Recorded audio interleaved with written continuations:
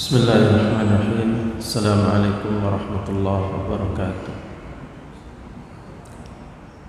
Innal hamdalillah nahmaduhu wa nasta'inuhu wa nastaghfiruh wa na'udzu billahi min shururi anfusina wa min sayyiati a'malina. May yahdihillahu fala mudilla lahu wa may yudlil fala hadiya lahu. Asyhadu an la ilaha illallah wahdahu la syarika lahu wa asyhadu anna Muhammadan abduhu wa rasuluh. Allahumma salli wa sallim wa barik ala nabiyyina al-karim wa ala alihi wa sahbihi wa man tabi'a hudahu ila yaumiddin, amma ba'd. Hadirin jamaah sekalian rahimakumullah, Allah Subhanahu wa taala berfirman, ya ayyuhalladzina amanu inna min azwajikum wa auladikum aduwwan lakum fahdharuhum wa in ta'fu wa tasfahu wa taghfiru fa innallaha ghafurur rahim. Innama amwalukum wa auladukum fitnah wallahu 'indahu ajrun 'azim. Hadirin jamaah sekalian rahimakumullah, Allah Subhanahu wa taala memberikan peringatan atau mengingatkan kepada kita semua tentang sebuah fakta yang sering dilupakan oleh manusia, yaitu bahwa anggota keluarga kita kadangkala bisa menempati posisi sebagai musuh buat kita. Ya ayyuhalladzina amanu, wahai orang-orang yang beriman, inna min azwajikum, sesungguhnya di antara istri kamu. Min azwajikum ini juga bisa dimaknai kadang-kadang ada sebagian istri kamu atau kadang-kadang istri kamu. Wa auladikum, dan anak-anak kamu. Aduwwal lakum, adalah musuh bagi kamu. Fahdharuhum, oleh karena itu waspadailah mereka. Wa in ta'fu wa tasfahu wa taghfiru, tetapi jika kamu memberikan permakluman, memberikan maaf kepada mereka dan mengampuni mereka, maka sesungguhnya Allah Maha Pengampun lagi Maha Penyayang. Hadirin jamaah sekalian rahimakumullah, kita dipanggil oleh Allah Subhanahu wa taala, ya ayyuhalladzina amanu, wahai orang-orang yang beriman. Sebab panggilan ini merupakan panggilan yang paling fair di hadapan Allah, meliputi semua ras yang ada, dipersatukan oleh iman. Ketika kita bicara iman, tidak akan ada istilah perbedaan rasial, sentimen rasial tidak ada. Siapapun orang yang statusnya adalah beriman, mau orang Indonesia atau bukan Indonesia, suku apapun dia, kulit putih, kulit hitam, kulit apapun dia, sepanjang dia predikatnya adalah orang beriman, maka dipanggil oleh Allah Subhanahu wa taala. Ini merupakan satu inspirasi lain bahwa agama Islam merupakan agama yang paling sempurna dalam meniadakan rasialisme. Terbukti dari cara memanggilnya, benar-benar cara panggilan yang lintas rasial. Ya ayyuhalladzina amanu, wahai orang-orang yang beriman. Beriman kepada Allah, beriman kepada hari akhir, beriman kepada Nabi, kepada Rasulullah, beriman kepada kitabullah, dan semua rukun Islam yang rukun iman yang lain. Inna min azwajikum, sesungguhnya kadang-kadang istri kamu, atau ada di antara kalian yang punya istri, atau kadang-kadang anak kamu, atau kadang-kadang anakmu menempati posisi sebagai aduwan lakum, sebagai musuh bagi kamu, maka hati-hatilah dalam menghadapi mereka. Sebab turunnya ayat ini adalah ketika ada sahabat yang menunda hijrahnya bersama Rasulullah sallallahu alaihi wasallam. Maka pada akhirnya yang bersangkutan tetap hijrah, tetapi mengalami keterlambatan, delay beberapa saat atau beberapa lama, mungkin juga sampai beberapa bulan. Kenapa dia menunda hijrahnya? Adalah karena terpengaruh oleh ucapan atau rayuan istrinya, atau terpengaruh oleh anak-anaknya, atau dia memikirkan mereka sehingga pertimbangan memikirkan istri dan anaknya mengalahkan pertimbangan untuk menyelamatkan agama Allah Subhanahu wa taala.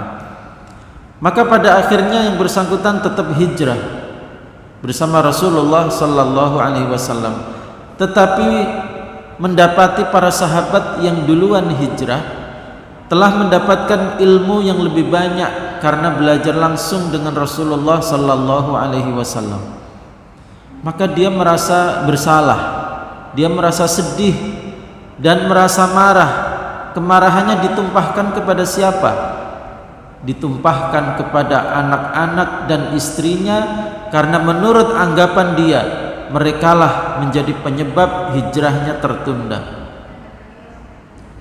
Maka Al-Quran memberikan arahan, wa in ta'fu wa tasfahu. Kalau kamu memberi maklum, kamu memberi maaf kepada istri dan anak-anakmu, maka Allah adalah Maha Pengampun lagi Maha Penyayang. Kalau sudah di neraka, orang yang Allah takdirkan kekal di neraka, kekal dia di situ. Allah takdirkan dapat surga, kekal dia di situ. Berapa lamakah waktu yang dia dapatkan di akhirat nanti? Waktunya tidak bisa kita ketahui, dan tidak ada keterangan ayat maupun hadis yang menjelaskan berapa tahun itu kehidupan akhirat. Al-Quran hanya menggambarkan khalidina fiha, kekal di dalamnya. Maka berapa lamakah manfaat dari kewaspadaan kita dari ancaman akhirat? Keuntungannya adalah panjang sekali. Sedangkan kewaspadaan terhadap ancaman dunia itu hanya berlangsung selama 25 tahun. Kalau kita sekarang sudah 50 tahun, kita hanya mendapatkan keuntungan 15 tahun dari ancaman wabah ini. Kalau kita sudah 60 tahun, mungkin hanya 5 tahun. Berarti kecil sekali manfaat yang dapat kita terima ketika kita waspada dengan ancaman dunia. Tetapi ketika kita waspada dengan ancaman akhirat, itu hasilnya sangat panjang sekali.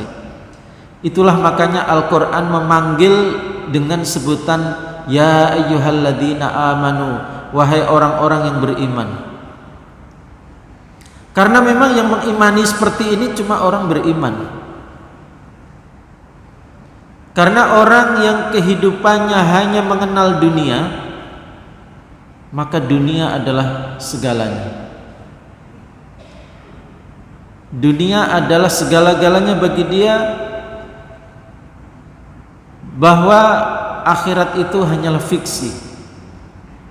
Satu-satunya yang dia percaya hanyalah urusan dunia.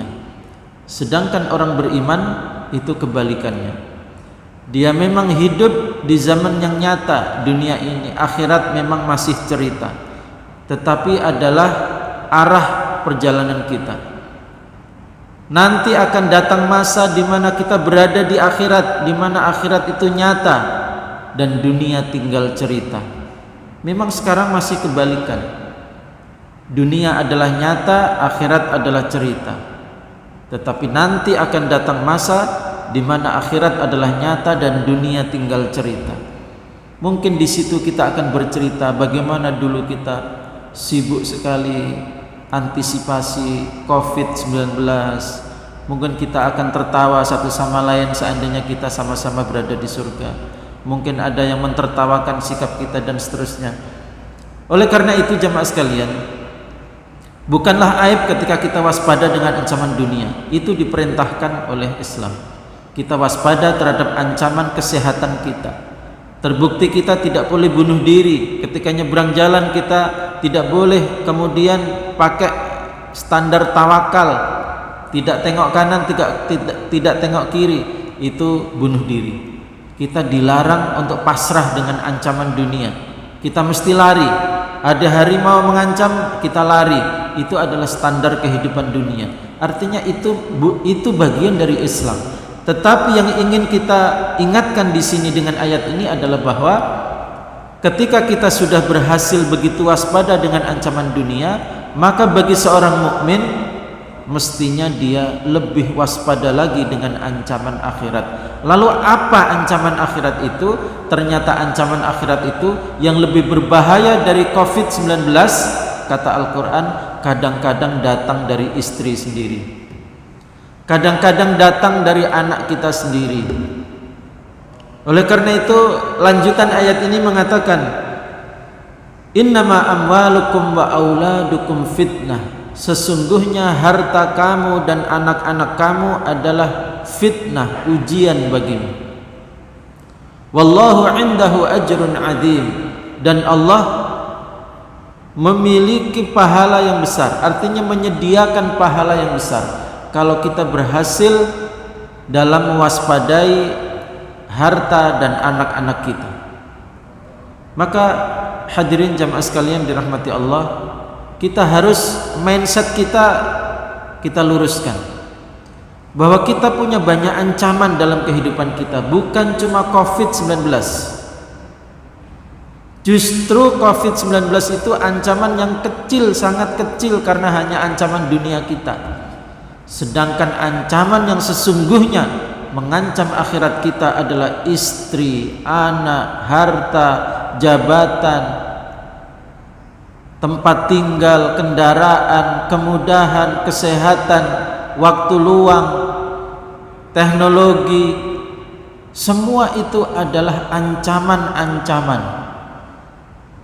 ancaman terhadap akhirat kita, dan itu bisa lebih serius, lebih berbahaya dibanding COVID-19. Sebab COVID-19 tadi kita ilustrasikan hanya mendapatkan hasil 15 tahun ke depan, 25 tahun ke depan, habis itu selesai, kita mati-mati juga. Sedangkan ancaman untuk akhirat kita itu akan berlaku di akhirat nanti. Itulah makanya Rasulullah SAW mengajarkan doa, Allahumma la taj'al musibatana fi dinina. Ya Allah, janganlah Engkau timpakan musibah itu terhadap agama kami. Musibah menimpa agama. Musibah itu apa? Musibah itu kecelakaan. Kecelakaan seperti apa? Jatuh dalam maksiat. Kecelakaan seperti apa? Terlambat untuk hijrah bersama Nabi Muhammad, itu musibah. Terlambat mendapatkan sholat jamaah bersama imam bagi laki-laki, itu juga musibah. Musibah ketika terlambat bangun ketika subuh. Musibah ketika sholat tidak tepat waktu. Banyak sekali musibah-musibah itu.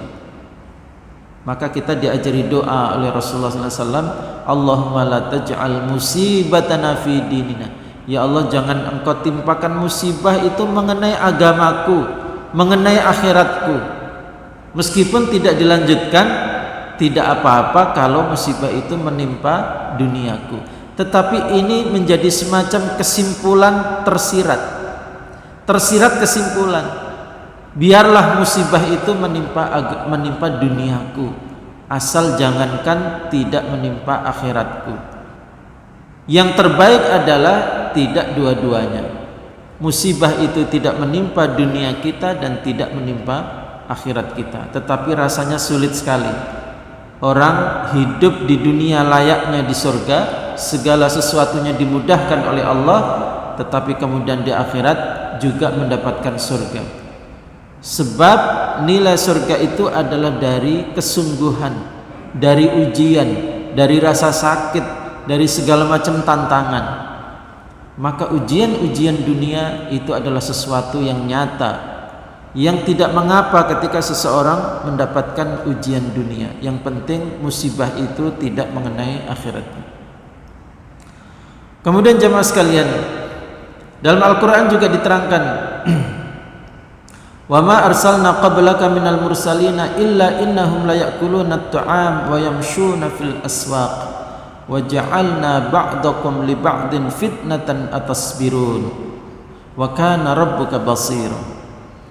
Tidaklah kami mengutus sebelum engkau wahai Muhammad dari rasul-rasul sebelummu, kecuali semua rasul-rasul sebelummu itu mereka jalan-jalan di pasar dan memakan makanan seperti kamu makan. Artinya manusia biasa, bukan malaikat. Ini adalah sebagai bentuk jawaban terhadap komplainnya orang Quraisy ketika mereka mengatakan, kenapa Nabi yang diutus kok jalan-jalan di pasar, masih makan seperti kita, kok bukan malaikat. Coba kalau utusannya itu malaikat, kan lebih terasa suci, lebih terasa unik. Kenapa utusan Allah kok makan seperti kita makan, jalan-jalan di pasar seperti kita, seperti manusia yang lain?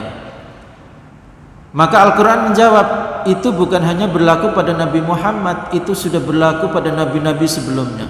Berlaku pada Nabi Adam, Nabi Nuh, Nabi Ibrahim, Nabi Musa, Nabi Isa. Semua nabi-nabi sama, tidak ada yang unik. Semua adalah makan seperti makanan orang lain dan jalan-jalan di pasar untuk memenuhi kebutuhannya.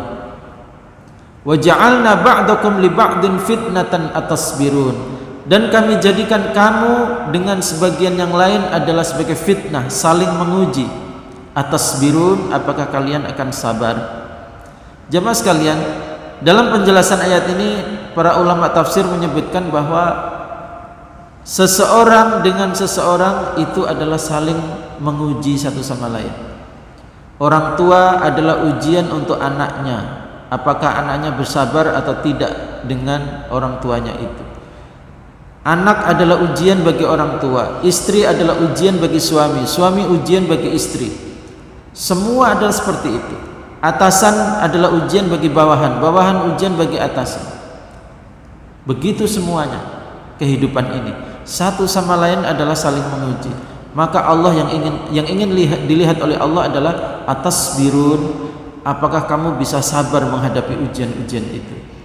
Maka hadirin jamaah sekalian dirahmati Allah, Allah menurunkan wabah ini adalah dalam rangka kita introspeksi dan dalam rangka kita mempersembahkan ibadah yang terbaik kepada Allah Subhanahu wa taala. Dan menjadi satu perenungan buat kita semua ketika kita begitu sibuk mewaspadai ancaman kesehatan fisik kita di dunia, maka apakah kita sudah begitu sibuk mewaspadai ancaman akhirat kita, ancaman dunia kita? Ini pelajaran yang sangat penting. Kalau ternyata kita masih meremehkan ancaman akhirat kita, kita layak malu di hadapan Allah Subhanahu wa taala. Malu ketika Allah memberikan kita fisik yang sehat, Allah memberikan semua kemudahan untuk kita, ternyata kita masih lebih sibuk dengan urusan dunia daripada sibuk dengan urusan akhirat kita. Maka mudah-mudahan dengan adanya wabah ini kita semua menjadi lebih baik. Demikianlah perenungan kita pada siang hari ini, semoga bermanfaat. Aqulu qouli hadza wa astaghfirullah li wa lakum. Wa sallallahu ala nabiyyina Muhammad wa ala alihi wa sahbihi wa baraka sallam. Wa akhiru da'wana anil hamdulillahi rabbil alamin. Subhanakallahumma bihamdika asyhadu an la ilaha illa anta astaghfiruka wa atubu ilaik. Wassalamu alaikum warahmatullahi wabarakatuh.